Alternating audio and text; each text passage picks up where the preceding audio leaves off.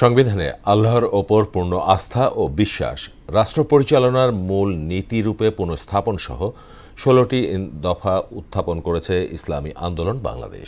সোহরাওয়ার্দী উদ্যানের মহাসমাবেশে দফাগুলো উত্থাপন করা হয়।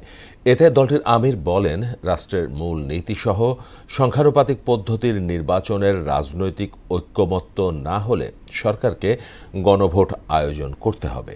এদিকে সংখ্যানুপাতিক পদ্ধতিতে নির্বাচন আয়োজনের দাবি জানিয়েছেন জামায়াত ইসলামের সেক্রেটারি জেনারেল। আরও জানাচ্ছেন ওবায়দুল হক মারুফ।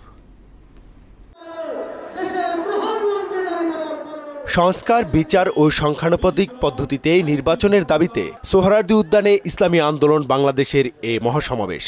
সারা দেশ থেকে নেতাকর্মীদের উপস্থিতিতে যেন জনসমুদ্রে পরিণত হয় সমাবেশ স্থল। মঞ্চে ছিলেন জামায়াতে ইসলামী, জাতীয় নাগরিক পার্টি, গণ অধিকার পরিষদ, এবি পার্টি ও বিভিন্ন ইসলামিক দলের শীর্ষ নেতারা। উপস্থিত হন হিন্দু, বৌদ্ধ, খ্রিস্টান সম্প্রদায়ের নেতারাও। দলটির পক্ষ থেকে ১৬ দফা দাবি উত্থাপন করেন মুখপাত্র গাজী আতাউর রহমান। কোন রাজনৈতিক পক্ষ বা ভিন্ন কোন দেশের চাপে অতীতের মতো যেন তেন একটি নির্বাচনের জন্য তফসিল ঘোষণা করা হলে তা কিছুতেই মেনে নেওয়া হবে না।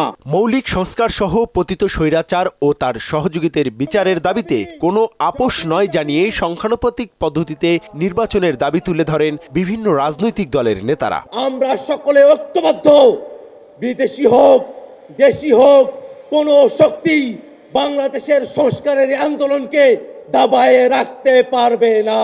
কোন দু একটি দলের উপরে ভিত্তি করে দু একটি দলের কথায় সংস্কারের নকশায় পরিবর্তন আনা যাবে না। কোনো বিশেষ দলের প্রতি না ঝুঁকে অন্তর্বর্তী সরকারের প্রধানকে সব দলের প্রতি সমান আচরণের আহ্বান জানান জামায়াতের সেক্রেটারি জেনারেল। এই জনসমুদ্র থেকে এই বার্তা যদি আপনারা বুঝতে ভুল করেন, পিওর পদ্ধতি ছাড়া নির্বাচন বাংলার মানুষ গ্রহণ করবে না। প্রধান উপদেষ্টা, নির্বাচন কমিশনার সকলকে বলবো, আপনি জাতির উদ্দেশ্যে নিরপেক্ষ থাকার অঙ্গীকার করেছেন। আপনার অঙ্গীকারের প্রতি আপনি সাবধান থাকবেন। আপনার কোন কোন ভূমিকায় জাতির মধ্যে কিন্তু সংশয় তৈরি হয়েছে।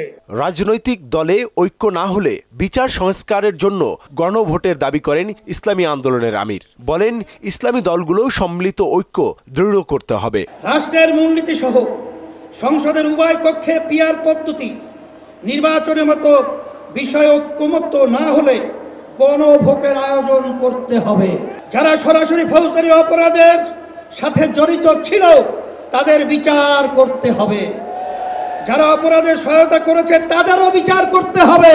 ঐক্য অটুট থাকলে ইসলামপন্থীরাই বাংলাদেশের প্রধান রাজনৈতিক শক্তি হয়ে উঠবে বলেও প্রত্যাশা করেন সৈয়দ রেজাউল করিম। আগামী বাংলাদেশ ইসলামের বাংলাদেশ, আগামী বাংলাদেশ দেশপ্রেমিকদের বাংলাদেশ, এই লক্ষ্য অর্জনের সকলকে সর্বোচ্চ শক্তি নিয়োগ করার আহ্বান জানাচ্ছি। ওবায়দুল হক মারুফ, মোহনা সংবাদ, ঢাকা। সকলে মিলে আমাদের স্বপ্ন পূরণে